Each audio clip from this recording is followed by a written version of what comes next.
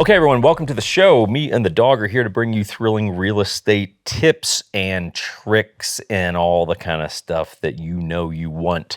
And today's question is regarding, let's say that I'm under contract on a house and I go through the inspection and there's some stuff. There's some stuff which is natural. I always tell everyone, hey, it doesn't matter if the house was built 5 years ago. I promise the inspection is going to turn up some stuff. What you need to understand is what is significant, what is not. This, outlet that's a little loose, it doesn't matter, bro. Move on. You're looking for big stuff. So, but the question in the subject of the video is, do I ask for things to be repaired or do I ask for a credit? Okay. And I'll just tell you this. There's no right answer on that, but I'm going to give you the answer that applies the majority of the time, which is unless it's most of the time you're going to be asking for a credit. Okay, so you're going to say, here's whatever, $2,000 worth of stuff, is about the value that it would cost us to fix these things between this thing that's broken and then this thing that needs to be fixed and yada, yada, yada. It's about $2,000 worth of stuff. You can ask the sellers to repair all those things. The problem and the challenge is that, hey, sellers they're a little reluctant to do that. One, because it's projects and they're in the middle of trying to get out of their house and probably buy a new house. So they're like, man, the last thing we need to be doing right now is taking on 10 different repair projects, right? And I think we could all reasonably understand that, where you're like, dude, it's kind of a chaotic time and now you're asking me to like fix tiles and do all kinds of stuff. Pain in the dick, right? So you can do that, but a lot of sellers are going to say, how about this? Let's just give you a credit towards your closing costs, and then you fix those things whenever you want, right? Basically, you'll have the cash, and you just call up whatever service provider, and you schedule the work to be done.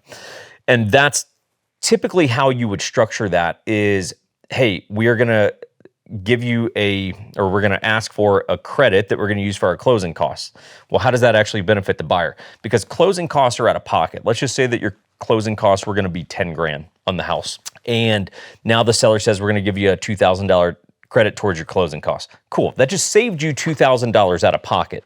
So what you need to do is, of that $10,000 you were going to use for closing costs, you need to say, hey, $8,000 of it we're still going to need, but that $2,000 that they're now floating, cool. We need to take that $2,000 that's already in our account and put it in a little slush fund that we're going to use for the repairs. And frankly, that is typically how it works. Part of the reason that also oftentimes makes sense is because you go, man, these things we do really want to fix, but maybe we don't need to fix it right away. So maybe we take the funds we're going to use for something else and just know we're going to have to deal with that later. Or there's also the possibility of, hey, when they're moving out, some things might get dinged here and there. So do we want paint repairs and things like that happening, or do we want to wait till after they've moved their entire life out of the house and maybe there's a little bit more wear and tear, and then we'll pick and choose what we want to do with that $2,000 credit that we just got? So in terms of an amount to ask for, there really is no even really recommendation there. I can tell you this: if you get too greedy, you're likely to kill a deal. And actually, one more just quick tidbit here. Part of the reason that sellers are less motivated to actually do the repairs is because they're like, man, we still got to get through the appraisal and make sure that their loan's going to be good and actually get to the finish line. So do I, as the person selling my house, want to go invest $2,000 into repairs when I don't even really know if the house is going to close yet? Right? It is a risk. So that would be another reason they might be more motivated to do a credit versus actual repairs. Like I said, in terms of how much to ask for, there's no amount.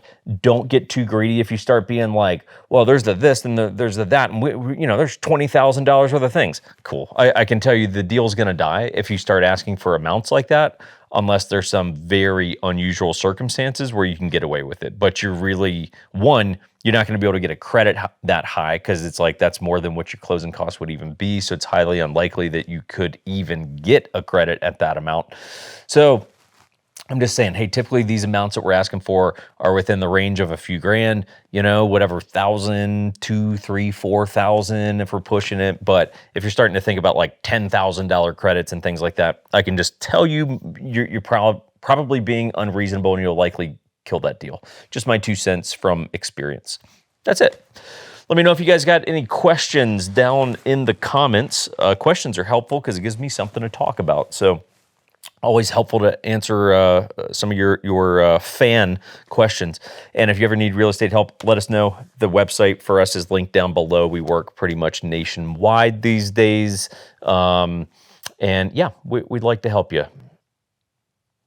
That's it. Goodbye.